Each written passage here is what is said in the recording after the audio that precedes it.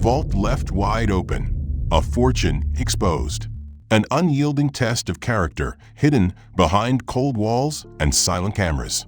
What happens when the guardian of a hidden empire dares to challenge the one person who might shatter everything?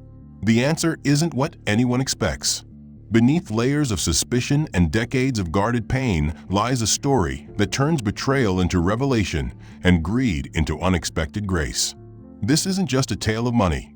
It's a reckoning with trust, prejudice, and the rare strength it takes to protect what's truly valuable. If you crave stories where every choice carries the weight of a legacy, hit like, subscribe, and tell us where you're watching from. Because the truth waiting inside this house will stay with you long after the vault door closes.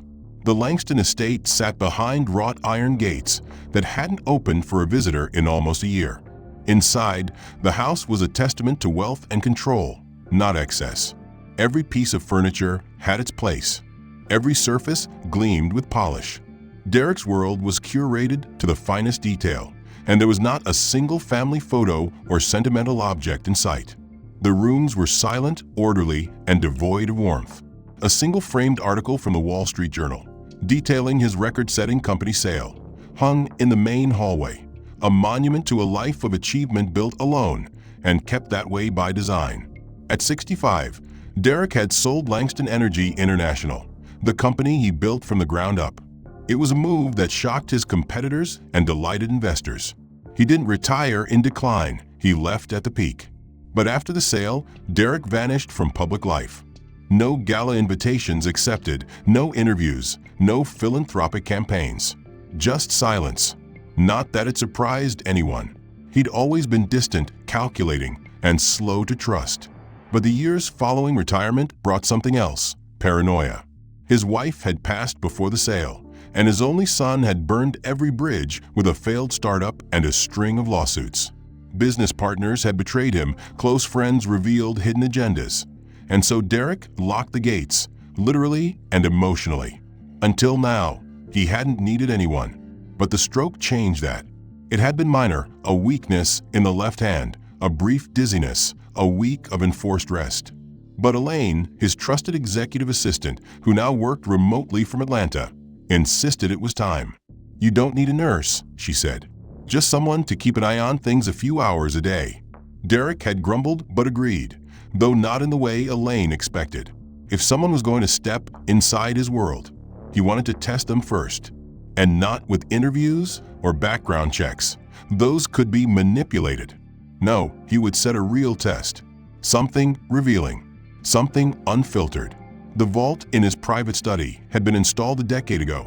Biometric locks, reinforced steel, and hidden behind a rotating wall panel. Inside was a fortune in documents, stock certificates, bearer bonds, legal files tied to dormant trusts and offshore holdings, many of which weren't even listed in his estate plan. It wasn't about the money. It was about vulnerability. This vault represented exposure. Today, he would leave it open, completely open. The door ajar. The light inside glowing softly. No camera trained on it. He'd disabled the surveillance system that morning. Elaine had been told not to call. No eyes but his. From the corner chair in his study, just out of sight, he would listen. He created a scene of distraction. A half-drunk glass of scotch, an open book on the table, reading glasses beside a folded newspaper. It needed to look natural, like he'd been pulled away. It wasn't that he trusted her, not yet. But she hadn't behaved like anyone else. That alone made her dangerous or valuable, or possibly both. Derek didn't believe in good intentions. People always had angles, even if they didn't know it themselves. But for the first time in years, he found himself curious instead of cynical. Elaine called precisely at 9. "How'd it go?" she asked. He didn't answer right away. "She's not what I expected," he said finally, keeping his voice flat. "She didn't take the bait? Didn't even walk in the room. That's something, isn't it? Maybe. Or maybe she's just cautious on day one." "So you're bringing her back?" Elaine asked.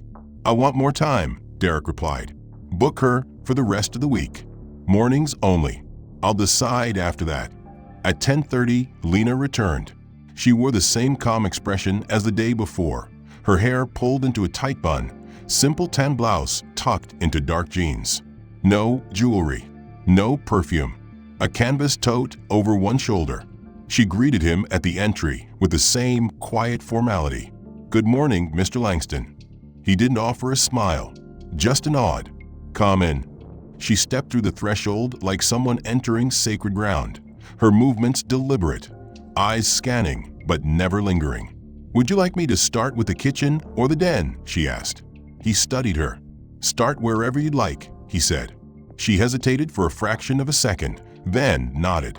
"I'll check the kitchen for expired food and clean the counters." "Do that." He turned and walked away without another word, watching her closely as he left. For the next 45 minutes, he monitored her through the hallway reflection.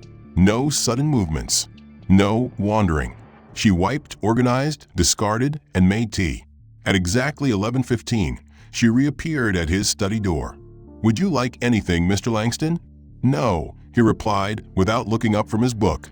"I'll be in the sitting room then," she said, and disappeared again. After she left that afternoon, Derek returned to the vault. Still open. Still untouched. Something in him twitched. He hated the uncertainty more than any betrayal. At least betrayal was predictable. That night, he pulled an old brown leather folder from the top shelf of the vault and brought it to the dining table. It contained documents from a trust established in 1994, tied to mineral rights in West Texas. Worth 8 figures easy.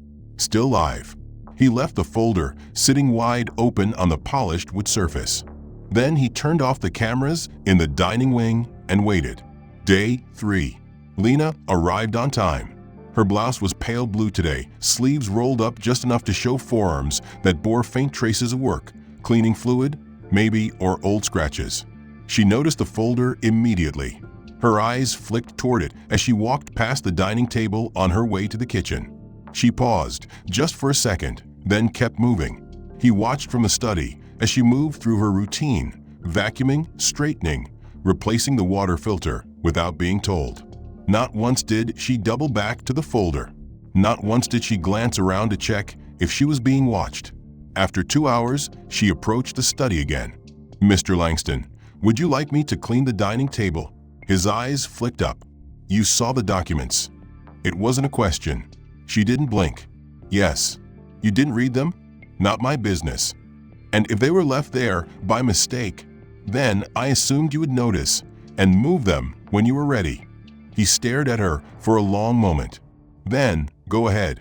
Clean around them, but don't touch the folder." "Understood." She turned and walked away. That afternoon, Derek closed the folder and returned it to the vault, locking the door for the first time in days. Then he did something he hadn't done in years. He sat down at the grand piano in the music room and let his fingers rest gently on the keys. He didn't play, just sat, listening to the silence around him. What mattered was whether she could maintain it when the rules were blurred, when no one spelled out what was expected, and temptation didn't look like temptation at all. The morning of the 4th day, Derek decided to test her differently. No open vault, no legal documents left out like bait. This time, he would invite her in, subtly, slowly, watch how she responded to proximity, to authority, to the casual relaxation of boundaries. At precisely 10 a.m., he stepped into the kitchen while she was cleaning the stovetop, a task she had begun doing without being asked. She glanced up, surprised but unflustered. "Good morning, Mr. Langston," she said with her usual calm tone. "That pan's not yours," he said, gesturing toward the corner shelf. "It belonged to my wife. She hated it. Would you like me to remove it?" "No. I just wanted to say it aloud," he muttered, as if the thought had been lodged in his throat for a decade. She said nothing, just nodded respectfully, then returned to her scrubbing. He stayed longer this time, moving around the kitchen, retrieving a glass of water, observing her movements, not just as a test subject, but as a presence in his domain. She moved efficiently, but carefully, never rushing, never pausing too long near anything she didn't need to handle. At one point, she wiped down the granite island and noticed the mail Derek had left there. 3 envelopes, one of them marked Urgent Financial. Her eyes flicked over the top corner, then immediately shifted away. She gathered the loose papers and stacked them neatly, but didn't open anything. That afternoon, Derek returned to his study and wrote 2 notes. One, addressed to himself, was a fake letter from a fictional bank account in Luxembourg, referencing an unreported wire transfer. The other was a personal note handwritten, supposedly meant for his lawyer, mentioning amendments to his will and questions about inheritance distribution. He placed both in an envelope with his name printed on it and left it halfway tucked under a stack of magazines on the side table in the sitting room. The placement was deliberate, noticeable enough to tempt, subtle enough to ignore. When Lena arrived the next morning, she began dusting the sitting room around 10:30. Derek pretended to read a newspaper from the study, though his eyes were fixed on the mirror that gave him a full view of the parlor through the crack in the doorframe. He watched as Lena moved from shelf to shelf, carefully dusting around crystal figurines and antique frames. Then she reached the side table. Her hand paused on the stack of magazines. She lifted them to dust beneath and saw the envelope. Her fingers hesitated. Derek leaned forward ever so slightly. She lifted the envelope, looked at the front, then turned it over. Still sealed, still closed. She gently slid it back beneath the stack, precisely how she'd found it. Not a single fold disturbed, not a trace of curiosity. Later, she brought him tea, unprompted. "Green today," she said softly. "Caffeine's lower." "Smart girl," he replied, watching her. "Have you worked with people like me before? Distant or wealthy?" she asked, and for the first time, Derek smiled, just faintly. "I've worked with people who lived in silence," she clarified. "It takes a rhythm." "And what's mine?" "Deliberate, cautious, structured, but not unkind." "Is that your professional assessment?" "No," she said, "just an observation." That answer stayed with him longer than he wanted it to. He wasn't used to being read. Most people either feared him or resented him. Few spoke plainly. But Lena didn't flatter, and she didn't retreat. That evening, he pulled her personnel file again and reread it. No known family beyond her mother, who had passed the previous year. No siblings. No current partner. Her last employer had described her as quiet, respectful, keeps her head down. No mention of ambition. No mention of attachment. Derek found himself wondering if she had ever wanted anything. On the 5th morning, he asked her to sit. She looked at him warily but complied. He gestured to the armchair across from the study desk. "You ever think about going back into medicine?" "Sometimes. But it's expensive. And my mother needed me," she replied. "She's gone now," he said gently. "Yes. And what keeps you here?" She tilted her head, as if measuring her words. "Stability. Clarity. I like knowing what my day looks like." The question that had once been whether Lena could be trusted had now morphed into a deeper, more unsettling inquiry. Was Derek even capable of trust anymore, or had he built himself into a man who could no longer recognize sincerity when it stood plainly in front of him?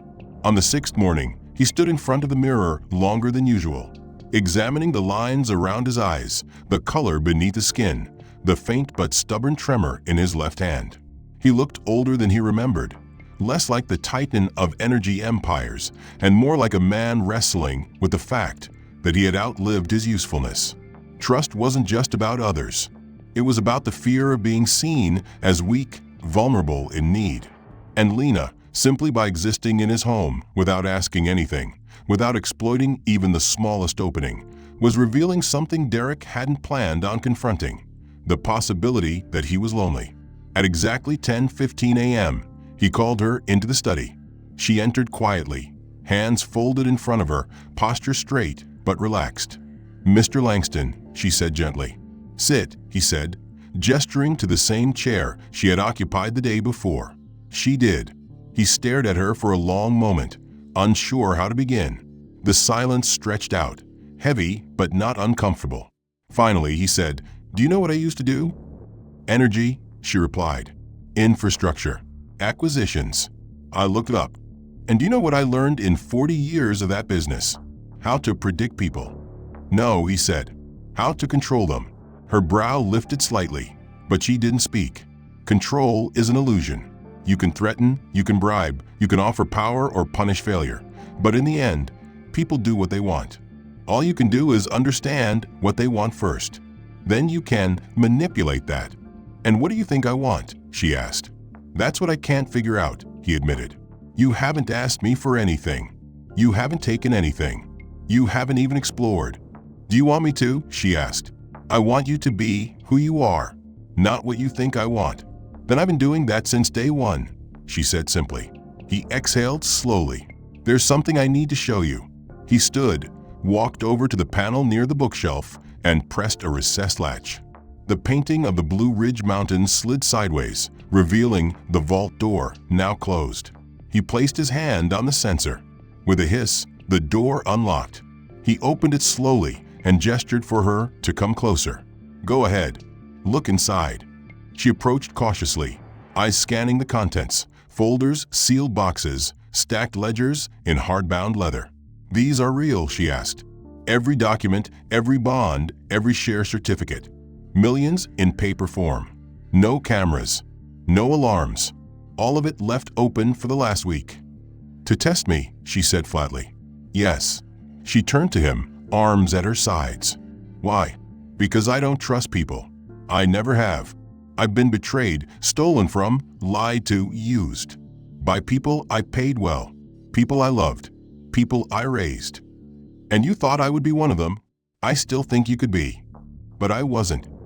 No, he admitted. You weren't. She studied the vault for a moment longer, then looked him square in the eye. And if I had failed your test, if I had taken something or even touched something, you would have been dismissed immediately, quietly, legally, but not forgiven. No, he said, not forgiven. She nodded slowly. And what now? Now, he said, stepping back, I ask you to take responsibility for something more. She didn't answer, waiting for him to elaborate. Derek reached into the vault and pulled out a folder marked Langston Foundation. He handed it to her. She opened it carefully. Inside were board papers, financial breakdowns, past grant allocations, dormant initiatives. What is this? A nonprofit I started 10 years ago. My wife's idea originally. We ran it for a while, scholarships, food relief, community rehab programs. But after she passed, I shut it down. Couldn't keep up. Didn't care enough. Didn't trust anyone to run it properly. And you're giving it to me? I'm offering you the chance to restart it. With full operational control. You'll be paid generously. I'll fund the relaunch. You'll report to me quarterly. But the day-to-day, hiring, planning, outreach, that's yours. She blinked. Why me? Because you didn't take the money. That's not a qualification. It's the most important one to me, he said. You passed when you thought no one was watching. That's rare. Lena looked back at the folder, then down at her hands. I've never managed a foundation. He was waiting for her answer. Lena arrived at 10, punctual as always. She was dressed in dark navy slacks, a pale gray blouse, and a soft scarf that wrapped around her neck in a modest knot. Her expression was calm but unreadable, and when she greeted him, it wasn't with her usual careful tone. It carried something softer. He invited her into the study without a word. The Langston Foundation folder lay on the desk where he had left it the day before. She didn't look at it. Not right away. She sat, folded her hands, exhaled. I read every page, she said. I stayed up late. I don't have experience running something like this. I don't have a degree in nonprofit management or finance, and I don't have connections in this world. But I understand what this could mean, not just to you, but to the people it was meant to help. So if you're asking whether I want to do it, yes, I do, but only under one condition. Derek raised an eyebrow. What condition? That you don't just hand it off. You have to stay involved, at least for the first year. You have to show up. Help me build it the right way. Otherwise, this won't work. I'm not looking to cash a check and slap your name on a banner. If this is real, if you're serious, then you can't disappear behind me. The words hit harder than he expected. No one had asked him to stay present in anything for years. Most just wanted his signature, his money, or his silence. But she was offering a partnership and asking him to care. He leaned back in his chair, fingertips pressed together beneath his chin. That's a bold request, he said. It's not a request. It's part of the deal. He studied her. There was no arrogance in her tone, only conviction. She wasn't negotiating for power. She was defending integrity. And that, he realized, was the very thing he had been searching for in others, but had abandoned in himself. He nodded once. Agreed. I'll stay involved, but I'm not hosting ribbon cuttings or talking to journalists. You don't have to, but you do have to be seen by the people you're helping, not as a millionaire with a legacy to protect, just as a man who showed up. That afternoon, they sat at the long dining table with the documents spread between them. Lena asked questions. She didn't rush. She took notes. She challenged vague figures and pointed out redundancies. Derek found himself surprised, not just by her diligence, but by her clarity. She thought in systems. She spotted patterns. When she didn't understand something, she asked twice. She wasn't intimidated by the size of the numbers or the scope of the responsibility. She was patient, thorough, and brutally honest. At one point, she reached for the draft budget and said, "You have $50,000 set aside for development consultants. That's fluff. We can reallocate 20 of that into direct grants and keep 10 for part-time admin if needed. You don't need 5 people to design a logo." Derek chuckled. "You just fired 3 people we haven't hired yet. I'd rather spend it on heaters for families who need them this winter." He tapped the table, nodding. "Good." Then, after a pause, he slid a sealed envelope across to her. She looked down at it. "What is this?" "$60,000. Tax-free. Cash." Her eyes widened slightly, but she didn't reach for it. "Why?" "Because you didn't touch the vault.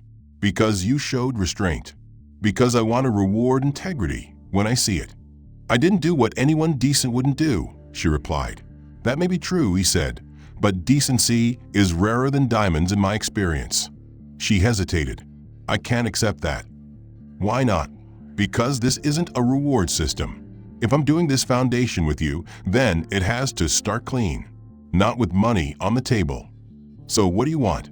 "My mother passed with hospital bills still unpaid.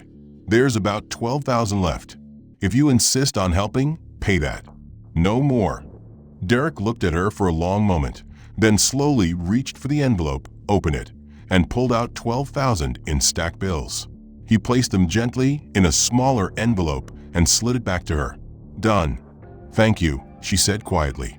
"No," he replied, "thank you for reminding me what honesty looks like." They worked another 2 hours that day. No tension, no testing, just plans, drafts, goals. She suggested naming the pilot program Foundations First. He agreed. She proposed beginning with scholarships in underserved districts, followed by a mobile health unit by the second quarter. He nodded, then surprised himself by offering to make a few calls to an old logistics contact. It was the first time in months that he had wanted to make a call for someone else's benefit. For decades, Derek had built walls around his fortune, around his emotions, around his life itself. Walls meant control, and control meant safety. But Lena was chipping away at those walls with quiet persistence, forcing him to confront vulnerabilities he had long buried. The next morning, while sitting at the breakfast table, Derek received a call that shook the careful balance he had tried to maintain. Elaine's voice was strained, the kind of tension that didn't need words to convey urgency. "Mr. Langston, there's been an issue with the Foundation's accounts. Large withdrawals, unauthorized transfers. I don't want to alarm you, but the auditors flagged it immediately." Derek's heart sank. He placed his cup on the table with deliberate calm, signaling her to continue. "The transfers are small individually, but add up quickly. Thousands here, tens of thousands there. It's been going on for weeks. We're investigating, but we need your direction." He thanked Elaine, ending the call before she could add more. His mind raced through possibilities. Had someone inside the Foundation already been trying to exploit him? Could it be an old enemy, or one of the new contacts Lena had brought on board? He was furious and yet strangely conflicted. How could this happen under Lena's watch? He resolved to speak with her immediately. When Lena arrived that afternoon, Derek wasted no time. "I received some troubling news," he said, motioning for her to sit. She looked startled but composed. "What kind of news?" "There have been suspicious withdrawals from the Foundation's accounts. unauthorized transfers. She blinked, then shook her head slowly. I don't know how that could happen. I've only been here a week, and all the transactions were approved by you. That's the problem. I didn't approve any of them. He slid a printed audit report across the desk. See for yourself. Lena scanned the pages, lips pressed tight. I'm sorry, she said softly. I swear I haven't touched these funds. Derek studied her, searching for signs of deceit. There were none. You're certain? Absolutely. Her voice was steady but quiet. If someone is stealing from this foundation, it's not me. Derek nodded. I believe you, but someone is. For the next hour, they pored over the financial records together, tracing each questionable transaction, cross-referencing email correspondences, login times, and account activity. The deeper they dug, the clearer the pattern became. The money was being siphoned slowly, through multiple small transfers to a shadow account set up under a false identity. Derek's frustration grew. This was no amateur job. It was deliberate, calculated, and designed to fly under the radar. Lena's expression hardened. We need to tighten security, change all the passwords, limit access to 2 people. Derek agreed. And the private investigator I hired before you arrived? Have them look into everyone involved, board members, accountants, interns. Lena nodded. We also need transparency with our donors. If word leaks about this, it could destroy what we've started. Derek allowed himself a tired smile. You're right. Over the following days, the foundation operated under a cloud of suspicion. Derek and Lena worked closely, sharing every update, every new lead. They found small holes in the system, weak passwords, careless staff, and an accounting firm with questionable ethics. The investigators uncovered a network of shell companies funneling money overseas. Derek's old contacts in law enforcement helped track some transactions, but the trail was convoluted. Through it all, Lena remained unwavering. She worked late nights, drafting new policies, training staff on fraud prevention, and personally contacting donors to reassure them. Derek watched her transform from a cautious newcomer into a fierce guardian of their mission. Yet the tension weighed heavily on both of them. At times, Derek caught himself doubting whether he had made the right choice in trusting her. Could she truly protect what he had spent a lifetime building? One evening, as they reviewed the latest forensic report, Lena suddenly looked up, her eyes glistening with something Derek hadn't seen before. Fear or exhaustion, maybe both. Mr. Langston, she said quietly, there's something else. Something I didn't want to bring up until now. He leaned in. What is it? She took a deep breath. Before I came here, I tried to keep my mother's store afloat. It's been struggling for years. A new chain opened nearby, and the bank threatened foreclosure. I was sending money from my other jobs to cover the debts, but it wasn't enough. $38,000 is the figure they gave me. That's why I took this job. Not for money, but because I needed to protect my family. Derek was silent. He hadn't expected this confession. Why didn't you tell me before? Because I wasn't sure if you trust me, and because it's not your problem. For Derek, the foundation had become more than just a charitable organization. It was his last chance to leave something meaningful behind, a way to rewrite a legacy that had been tainted by isolation and broken relationships. Yet the deeper they dug into the fraud, the more Derek questioned whether he could protect what was left. He spent restless nights pacing the hallways of his mansion, the grand architecture now a prison of his own making. The silence, once a fortress, now felt like a prison cell. Lena, too, seemed burdened. The toll of managing the foundation, while navigating personal financial struggles, was visible in the dark circles under her eyes and the occasional tremor in her hands. One evening, after a long day of meetings and audits, Derek found her sitting alone on the porch, wrapped in a threadbare sweater, staring into the distant tree line as the sun dipped below the horizon. He joined her silently, the cool air settling between them. "Do you ever feel like this is too much?" he asked quietly. She didn't answer at first. "Every day," she finally admitted. "But I don't have a choice." He nodded, understanding more than she knew. "I'm not sure I do either." The vulnerability in his voice was unfamiliar to both of them. It was a crack in the armor neither wanted to acknowledge openly. Days later, Derek received an unexpected call from his estranged son, Thomas.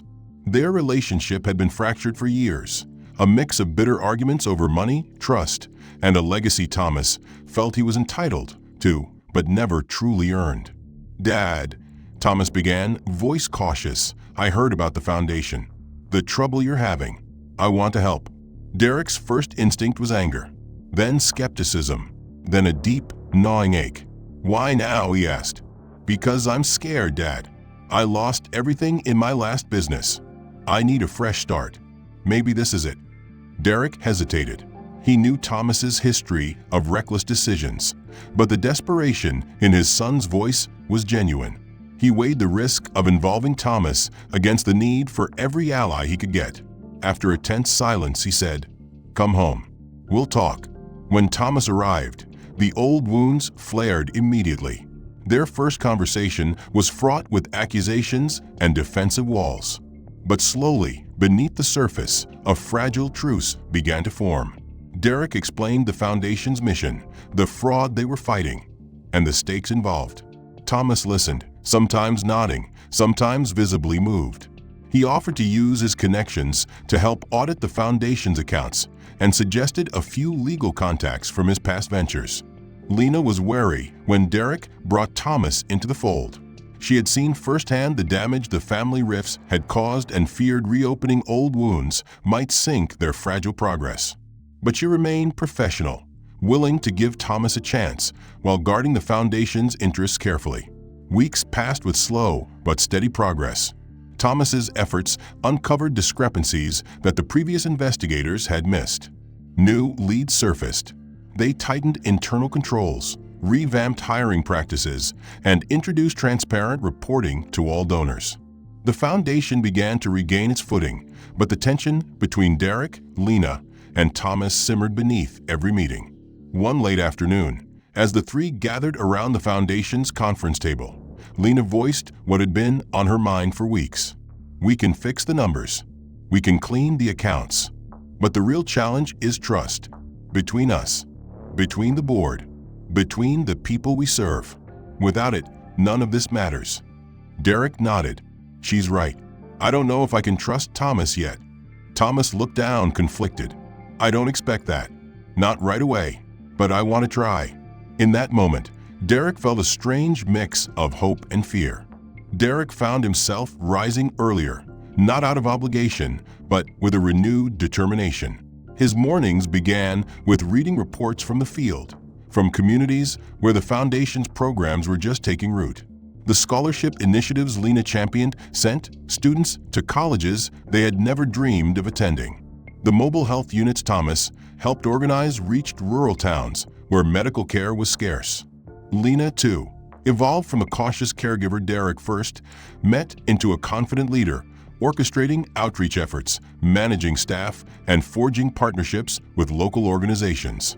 Her voice grew stronger in board meetings, her vision clearer with each presentation. Thomas, despite his rocky start, proved invaluable in rebuilding the foundation's infrastructure. His contacts opened doors, and his legal expertise tightened compliance measures. Though tensions still lingered beneath the surface, they were learning to rely on one another in ways Derek hadn't thought possible. One morning, Derek arrived at the modest office space where the foundation operated out of a renovated brick building downtown. Lena was already there, surrounded by maps, spreadsheets, and a half-empty coffee cup. "Good morning," she said, smiling faintly but tiredly.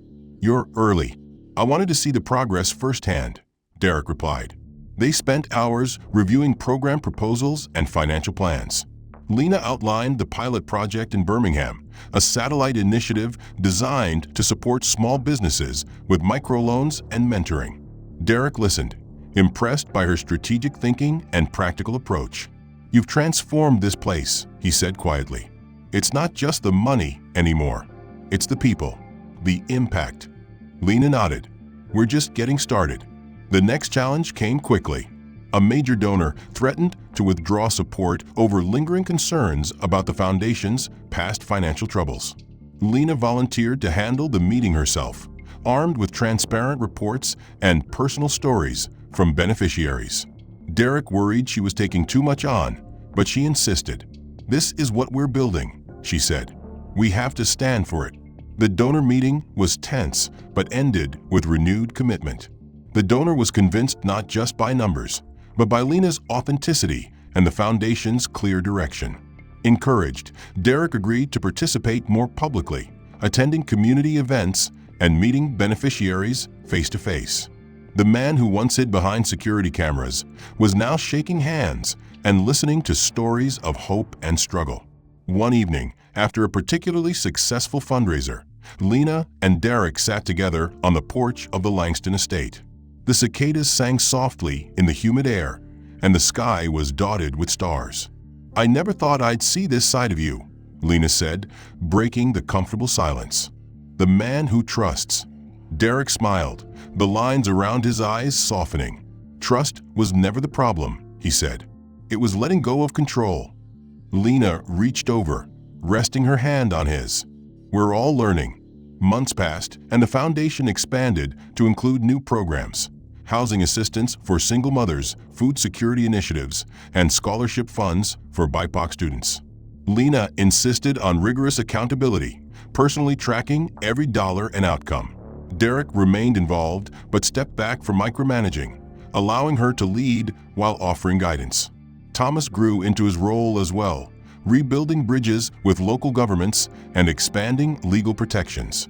The team grew, and with it, the foundation's reach and reputation.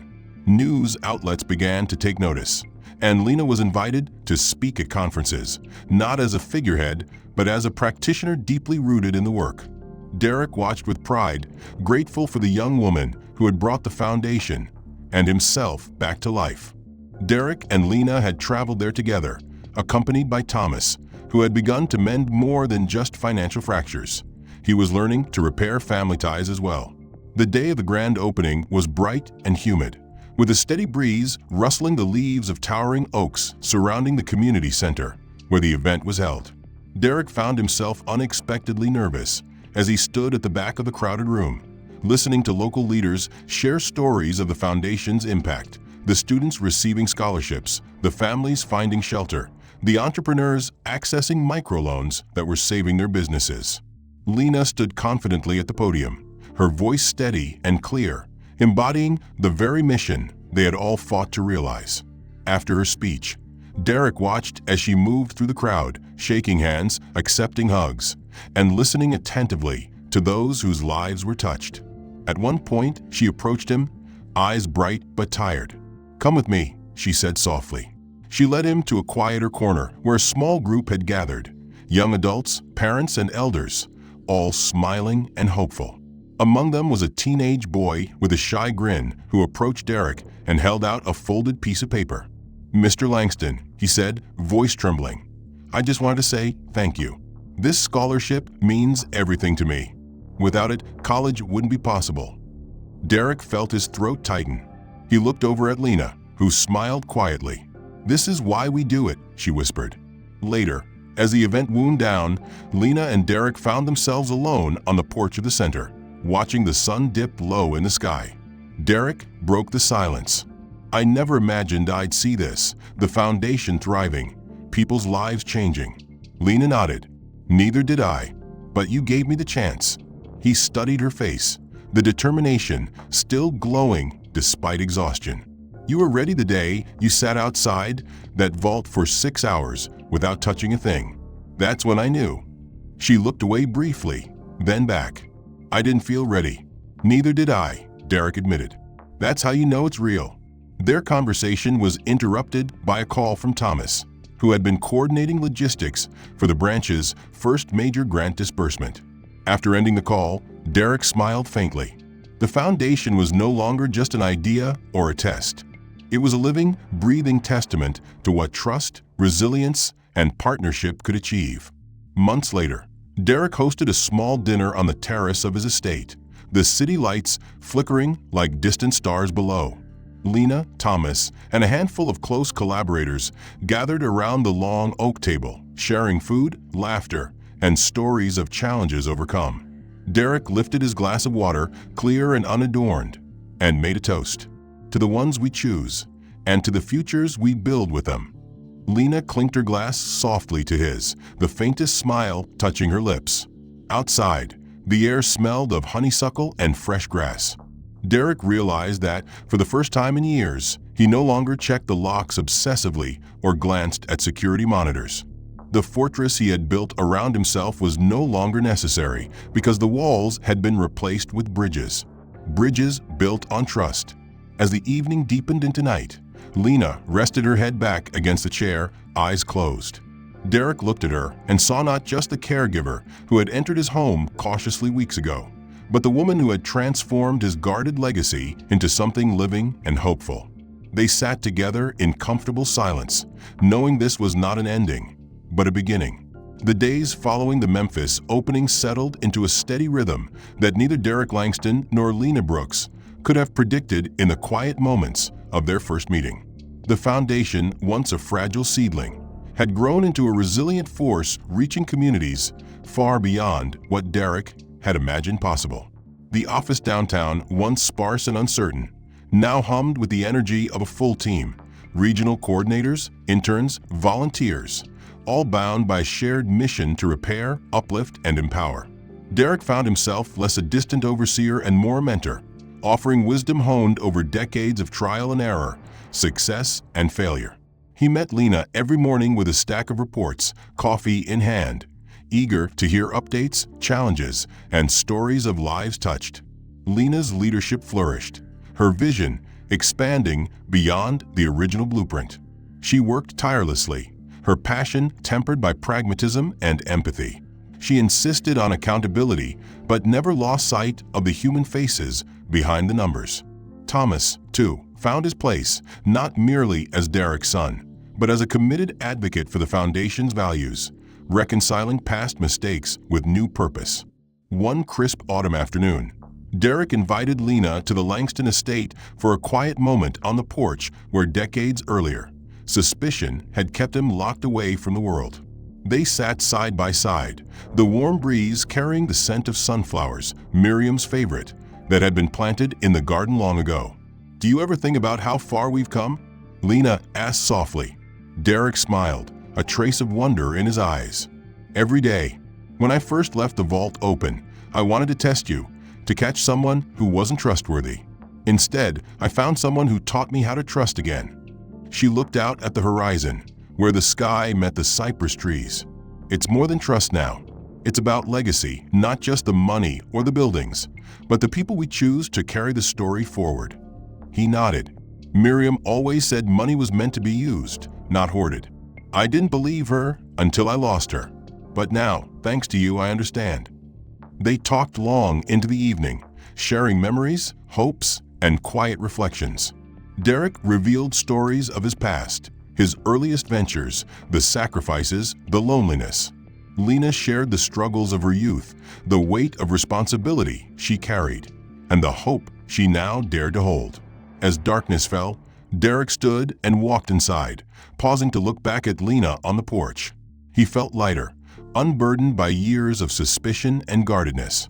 The next morning, Lena arrived with a binder filled with proposals for expansion, new scholarships, housing initiatives, healthcare outreach, all meticulously planned and infused with her unwavering dedication.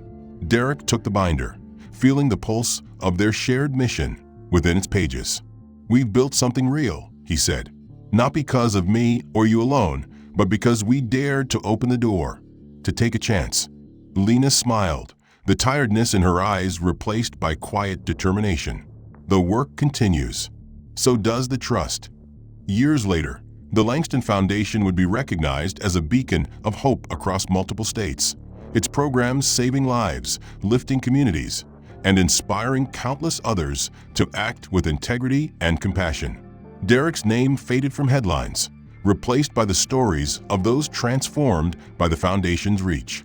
Lena's voice became a symbol not of wealth or legacy, but of resilience, humility, and the power of choice. The vault in the mansion remained closed now, a relic of a guarded past. But the door to the Foundation's future was always open, welcoming those willing to carry the torch with honor and heart. Derek's final days were spent in quiet contentment, no longer watching for shadows or guarding against betrayal, but trusting that what he had started would live on. In the end, the true legacy was not in the fortune he left behind, but in the trust he gave and the lives it touched. And somewhere deep within the walls of the Langston estate, where once silence ruled, there now echoed the quiet promise of hope, dignity, and repair. The end. If you enjoyed this story, please consider liking and subscribing for more inspiring tales. I'd love to hear what you think about the plot. Did any part surprise you or resonate deeply? Also, let me know where you're watching from in the comments below. Your feedback means a lot and helps shape future stories. Thanks for being here.